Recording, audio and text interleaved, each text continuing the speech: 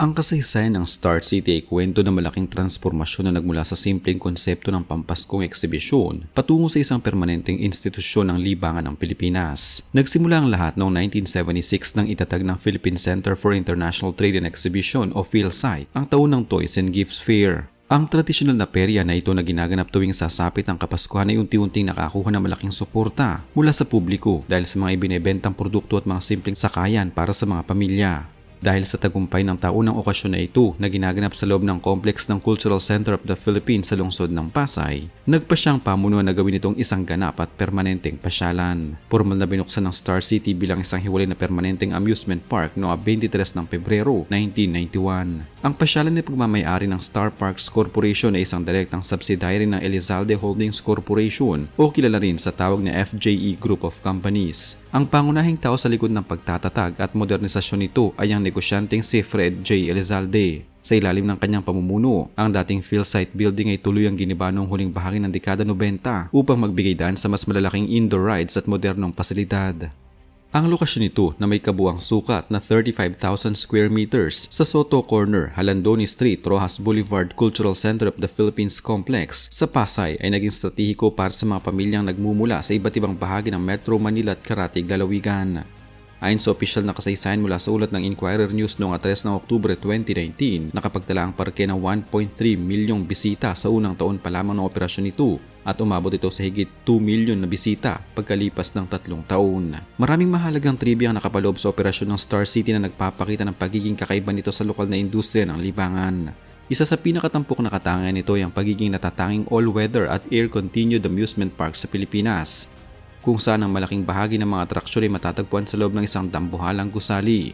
Noong 2012, formal na ipinakilala ng parke ang Star Flyer na itinuring na kauna-unahang inverted roller coaster sa bansa, pati na rin ang giant Ferris wheel na may taas na 60 meters at mayroong 32 air-conditioned gondolas. Bukod sa mga mekanikal na sakayan, ang pasilidad ay naging tahanan din ng Snow World, isang atraksyon na nagtatampok ng totoong yelo, malalaking ice carvings at mahabang ice slides upang maranasan ng mga Pilipinong malamig na klima. Isa pang trivia ang pagkakaroon ng dalawang world-class na teatro sa loob ng complex, ang Aliw Theater at Theater in the Park, na nagsisilbing tanghalan para sa mga konsyerto at pagtatanghal ng Ballet Manila na pinamumunuan ng tanyag na balerina na si Lisa Macuha Elizalde na asawa ng may-ari ng pasyalan.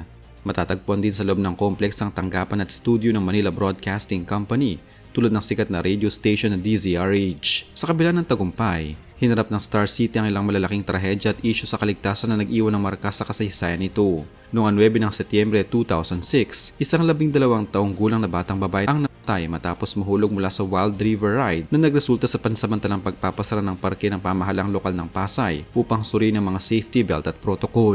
Isang katulad na insidente ang naganap noong Pebrero 2009 kung saan isang lalaki naman ang namatay matapos mahulog mula sa Star Flyer coaster, bagamat idineklara ng mga inhinyero ng lungsod na ligtas ang mga mekanismo ng sakayan upang matapos ang masusing pagsusuri. Noong 9 ng Hulyo 2018, isang call center agent ang namatay matapos mahulog mula sa giant Ferris wheel. Ayon sa ulat ng The Philippine Star noong 10 ng Hulyo 2018, pinilit buksan ng biktima ang salaming dingding at grills ng gondola habang nasa itaas. Ang pinakamalaking pinsala ay naganap noong madaling araw ng 2 ng Oktubre 2019 nang lamunin ng isang dambuhalang sunog ang halos 80% ng buong complex na nagdulot ng pinsalang nagkakahalaga ng 1 bilyong piso. Ang sunog noong 2 ng Oktubre 2019 ay naging mitya ng matinding kontrobersya sa pagitan ng pamunuan ng parke at ng Bureau of Fire Protection o BFP.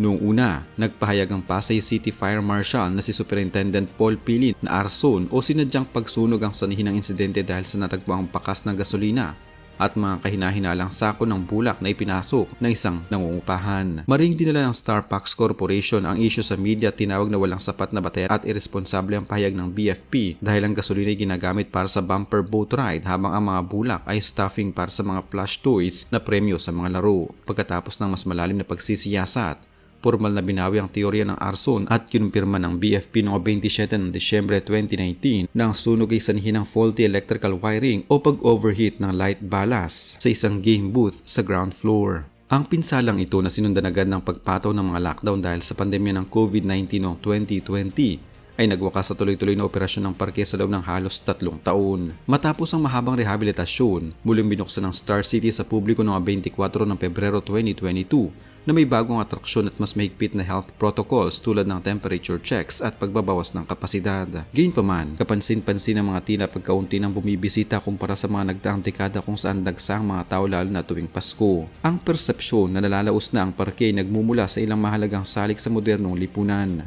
Una na rito ang kakulangan sa malalaking pagbabago o mga makabagong rides na may mataas na antas ng teknolohiya tulad ng mga matatagpuan sa mga dayuhang bansa. Ang umiiral na atraksyon ay itinuturing ng bagong henerasyon bilang mga lumang konsepto na madali lang mapanood o maranasan sa pamamagitan ng mga digital na plataporma at video games. Ang pag-usbong ng mga mas malalaking shopping mall na nag-aalok na rin ng mga indoor playground, trampoline park at virtual reality entertainment ay direktang umagaw sa merkado ng mga tradisyon na amusement park. Bukod sa mga isyu ng modernisasyon, ang lokasyon at accessibility ng parke ay nakararanas ng matinding hamon dulot ng lumalalang trapiko sa Kalakhang, Maynila. Ang pagtaas ng presyo ng mga bilihin at ang singil sa entrance fee at ride all you can tickets ay naging mabigat din para sa budget ng ordinaryong pamilyang Pilipino, lalo na kung ihahambing sa mga libreng pampublikong parke o mas murang alternatibong libangan. Ang psikolohikal na epekto ng nagdaang sunog at mga nakaraang aksidente ay nag-iwan din ng pangamba sa ilang mga magulang tungkol sa structural integrity at kaligtasan ng mga pasilidad. Ang mga salik na ito ay nagtulong-tulong upang mabawasan ang dating sigla at tanyag na estado ng Star City bilang pangunahing destinasyon ng kasiyahan. Sa kasalukuyang merkado ng Pilipinas, ang Star City nasa isang critical na sitwasyon ng pakikipagpaligsahan at pagpapanatili ng sarili. Hindi na ito nag-iisang higante sa industriya dahil sa matinding kompetisyon mula sa Enchanted Kingdom na matatagpuan sa Santa Rosa, Laguna na patuloy na lumalawak at nagpapanatili ng isang malawak na outdoor theme park na may mas modernong imahe. Sa kabilang banda, ang SM Mall of Asia na malapit lamang sa lokasyon ng Star City nagtayo rin ng sarili nitong SM By the Bay Amusement Park na nagtatampok ng mga outdoor rides sa tabi ng Manila Bay na direktang nakikipag-agawan sa parehong grupo ng mga mamimili. Upang manatiling buhay sa merkado, ang Star City ay umaasa na lamang sa mga diskwento, online booking promo at mga educational school tour na dinaraos tuwing weekdays. Ngunit ang kita mula rito ay hindi na kasing sigla ng tulad noong dekada 90 at 2000. Ang sitwasyong pinansyal at operasyonal na Star City ay mas naging komplikado dahil sa mga pinabagong polisiya ng pamahalaan hinggil sa lupaing kinatatayuan nito. Ang kasunduan sa pag-upa o lease agreement ng pamilyang Elizalde sa pag-aari ng gobyerno ay nakatakdang magtapos ngayong taon ng 2026. Batay sa opisyal na ulat ng GMA News Online noong 10 ng Agosto 2024, ipinahayag ng Department of Finance o DOF sa ilalim ng administrasyon ni Pangulong Ferdinand Marcos Jr. na plano ng pamahalaan na ibenta ang kabuang 34,346 square meters na lupain kung saan nakatayo ang parke upang mapalago ang non-tax revenues ng bansa. Ang zonal value ng ari-arian ay tinatayang nagkakahalaga ng 14 billion hanggang 15 billion pesos. Ang planong ito ng pagsasa pribado ay naglalagay sa kinabukasan ng Star City sa isang malaking kawalan ng katiyakan. Dahil kung mabili ng isang malaking real estate developer ang lupain, malaki ang posibilidad na ito ay gawing mga commercial condominiums o opisina. Ang pagbabago sa estratehiya ng pamahalaan at ang pagbabago sa panlasa ng mga consumer ay nagpapakita na ang industriya ng mga amusement park sa Pilipinas ay nangangailangan ng malawakang revolusyon upang makasabay sa modernong panahon. Ang mga tradisyonal na estratehiya ng pag-aalok ng mga karaniwang carousel, Ferris wheel at horror house ay hindi na sapat upang maakit ang mga kabataan ngayon na lumaki sa mundo ng smartphones, streaming services at advanced digital entertainment. Kung nais ng Star Parks Corporation na isalba ang pangalan ng Star City, kakailanganin ito ng isang malaking kapital upang lumipat sa isang bagong lokasyon o kaya naman ay makipagtulungan sa mga bagong mamumuhunan upang ganap na baguhin ang konsepto ng parke patungo sa isang digital at interactive na hub ng libangan.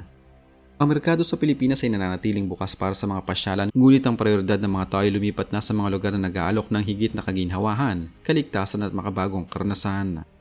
Ang kabuuang kasaysayan ng Star City mula sa pagiging pampaskong Toys and Gifts Fair noong 1976 hanggang sa pagiging isang permanenteng modernong amusement park noong 1991 sa ilalim ni Fred J. Elizalde ay nagpapakita ng mahalagang bahagi ng kulturang urban ng Maynila. Sa kabila ng mga hinarap na trahedya tulad ng mga aksidente sa kaligtasan at ang malaking sunog noong 2019 na nagdulot ng 1 bilyong pisong pinsala, napatunayan ng parke ang katatagan nito sa pamamagitan ng muling pagbubukas noong 2022. Subalit ang pagbabago sa merkado, ang matinding kompetisyon sa komersyo at ang nalalapit na pagbebenta ng pamahalaan sa lupain nito ngayong 2026 sa halagang 15 billion pesos ay nagbabadya ng pagtatapos ng isang makasaysayang kabanata. Ang alaala ng Snow World, ng Star Flyer at ng mga gabi ng kasiyahan sa Pasay ay mananatiling isang mahalagang bahagi ng kasaysayan ng libangan sa Pilipinas. Ano man ang maging huling kapalaran ng pisikal na struktura nito sa hinaharap.